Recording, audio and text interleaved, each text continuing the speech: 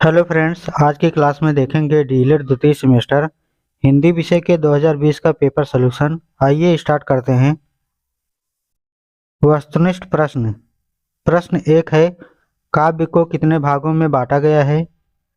विकल्प अ है दृश्य काव्य, विकल्प ब है श्रव्य काव्य, विकल्प स है अ व ब दोनों, विकल्प द है इनमें से कोई नहीं। राइट आंसर स है अ व ब दोनों। काव्य को मुख्य रूप से दो भागों में बांटा गया है। पहला है दृश्य काव्य, जिसे देखा जा सके जैसे नाटक। दूसरा है श्रव्य काव्य, जिसे सुना जा सके जैसे गीत, गद्य, पद्य। प्रश्न दो है, पठन का अर्थ है। विकल्प अ है सस्वर वाचन, विकल्प ब है मौन वाचन, विकल्प स है अ व ब दोनों, विकल्प द है इनमें से कोई नहीं। राइट ऑप्शन स है अ व ब दोनों। पठन का अर्थ है किसी भी प्रकार से पढ़ना, चाहे वह सस्वर वाचन जोर से पढ़ना हो या मौन वाचन मन ही मन पढ़ना। दोनों ही पठन के प्रकार हैं। प्रश्न तीन है, मौन वाचन का उद्देश्य है। विकल्प अ है वचन गति का विकास, विकल्प ब है पठित सामग्री का अधिग्रहण, विकल्प स है वाचन का अभ्यास, विकल्प द है अ व ब दोनों। राइट आंसर द है अ व ब दोनों। स्पष्टीकरण। मौन वाचन का उद्देश्य वाचन गति का विकास और पठित सामग्री का अधिग्रहण दोनों है। इससे वचन की गति तेज होती है और पाठक सामग्री को अच्छे से समझकर याद कर पाता है, जिससे उसकी समग्र समझ में वृद्धि होती है। प्रश्न चार है, जो शब्दांश किसी शब्द के आदि में लगाकर इसके अर्थ को बदल देता है वह कहलाता है। विकल्प अ है उपसर्ग, विकल्प ब है प्रत्यय, विकल्प स है संधि, विकल्प द है समास। राइट आंसर अ है उपसर्ग। स्पष्टीकरण। उपसर्ग वह शब्दांश होता है जो किसी शब्द के आदि प्रारंभ में लगाकर उसके अर्थ को बदल देता है।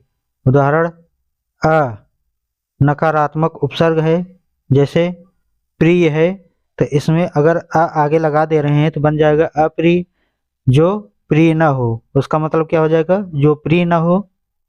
प्रश्न पाँच है, संज्ञा के स्थान पर प्रयुक्त होने वाले शब्द कहलाते हैं। विकल्प अ है संज्ञा, विकल्प ब है सर्वनाम, विकल्प स है विशेषण, विकल्प द है क्रिया।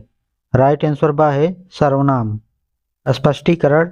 सर्वनाम वह शब्द होते हैं जो संज्ञा के स्थान पर प्रयुक्त होते हैं ताकि वाक्य में पुनरावृत्ति से बचा जा सके। उदाहरण, राम स्कूल गया, वह पढ़ने गया। यहाँ वह सर्वनाम है जो राम के स्थान पर आया है। ये राम जो है किसी का भी नाम हो सकता है, यहाँ पर कोई भी नाम हो सकता है। इसके बदले अगर वह, वे, तुम, वे, अगर ये सब प्रयोग आ रहे हैं तो वह क्या है? सर्वनाम है। अति लघुत्तरी प्रश्न। प्रश्न 6 है, समास किसे कहते हैं? उत्तर है, समास का अर्थ है संक्षेपण। जब दो या अधिक शब्द मिलकर एक नया शब्द और संक्षिप्त अर्थ प्रकट करते हैं तो उसे समास कहते हैं। जैसे राजपुत्र अर्थात क्या हो जाएगा? राजा का पुत्र। जैसे है देवालय, देवालय का हो जाएगा देवताओं का आलय अर्थात मंदिर। प्रश्न 7 है, मौलिक लेखन किसे कहते हैं? उत्तर है, मौलिक लेखन वह लेखन है जो लेखन के अपने विचारों, अनुभवों और कल्पनाओं पर आधारित होता है। यह किसी की नकल नहीं होता और इसकी भाषा शैली तथा प्रस्तुति अलग और स्वाभाविक होती है। उदाहरण, निबंध, कविता, कहानी, उपन्यास आदि। प्रश्न 8 है, लिंग किसे कहते हैं? उत्तर है, लिंग शब्दों के जिस रूप में पुरुष या नारी जाति के बोध हों उसे लिंग कहते हैं।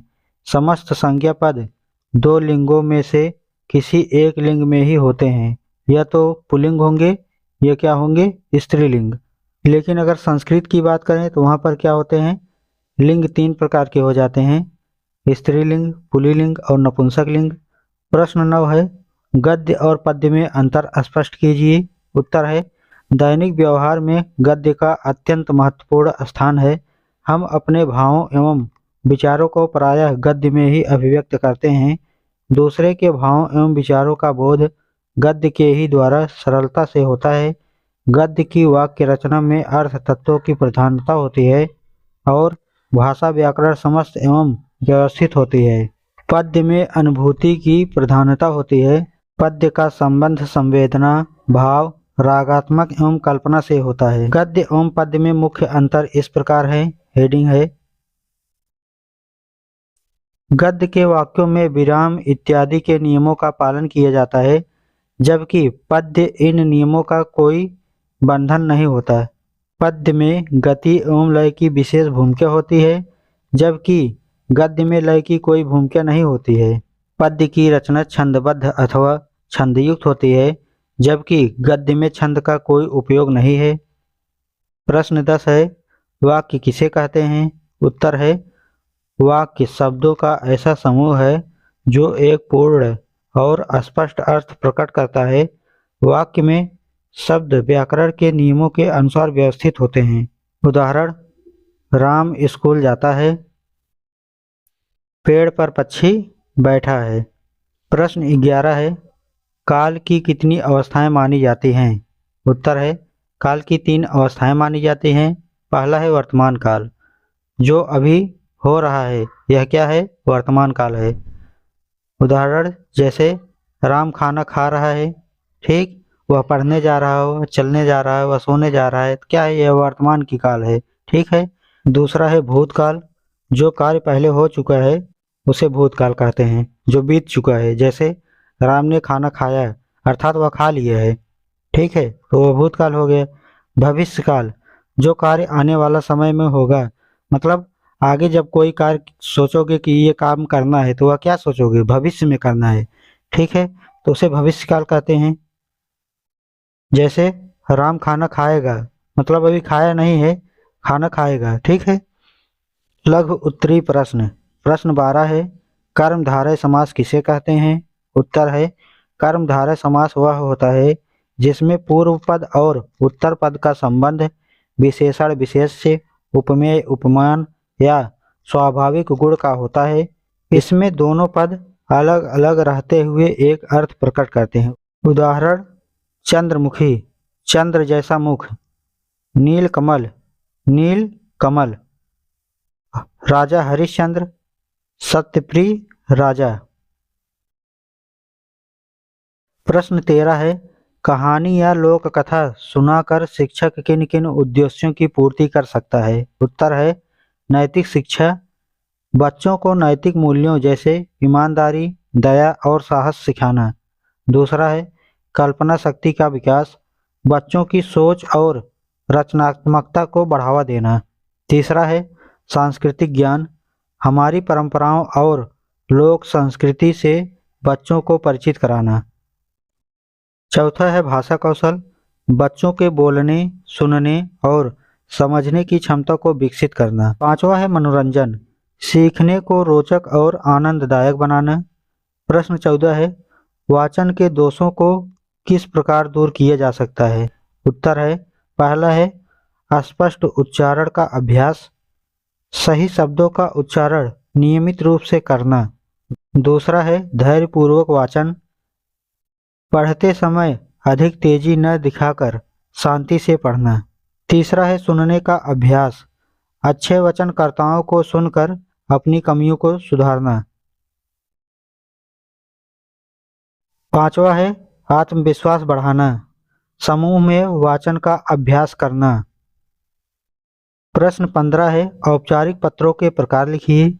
उत्तर है, पहला है व्यावसायिक पत्र, व्यापारिक संवाद, ऑर्डर या सूचना भेजने के लिए। दूसरा है आवेदन पत्र, किसी पद के लिए आवेदन या अन्य अनुरोध।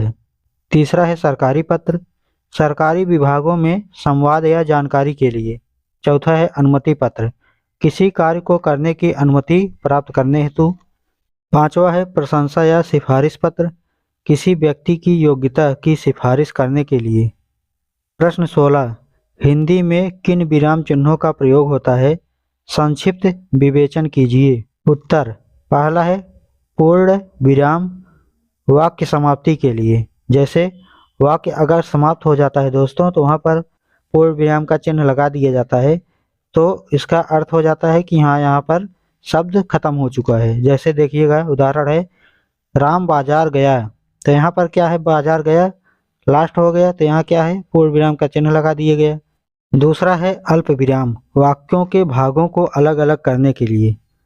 यहाँ पर क्या करना है, जैसे आपको थोड़ा रुकना हुआ तो वहाँ पर क्या हुआ, तो रुकने के लिए थोड़ा सा अल्प विराम मतलब पूर्ण विराम का आधा रुकना होता है, तो उतना रुकने के बाद फिर आगे चले जाना है। ठीक है, जैसे अलग करने के लिए भी प्रयोग होता है। जैसे राम क्या है, राम श्याम और मोहन स्कूल गए, मतलब हल्का सा रुकना है। ठीक है, तो ये उदाहरण हो गया अल्प विराम का।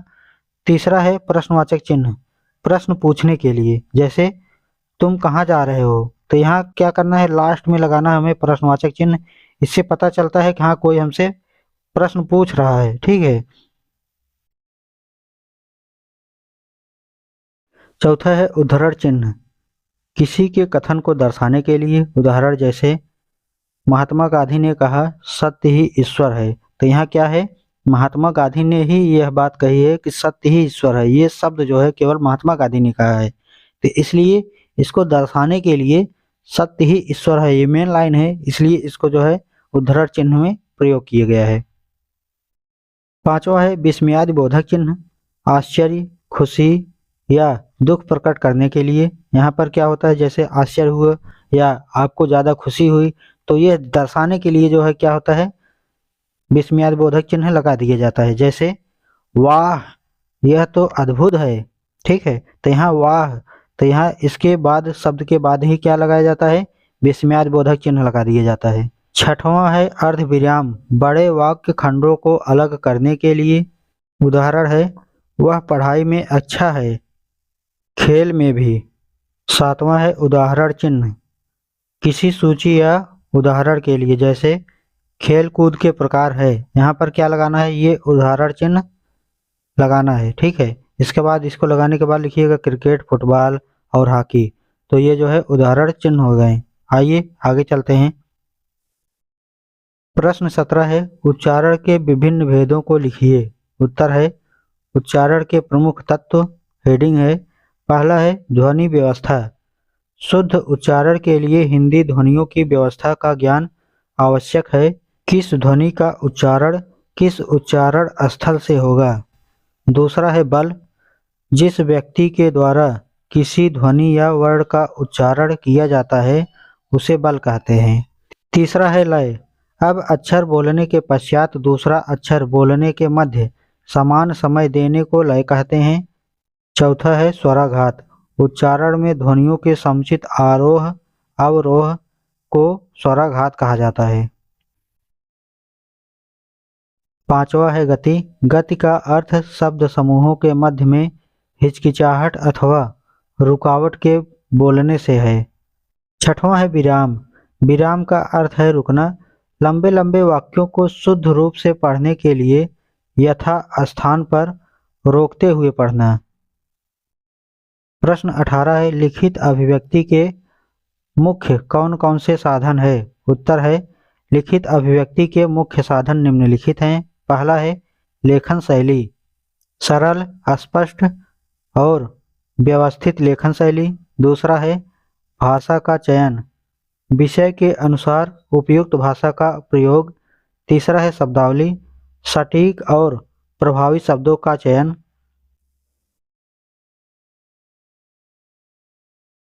चौथा है वाक्य संरचना सरल और व्याकरण सम्मत वाक्य।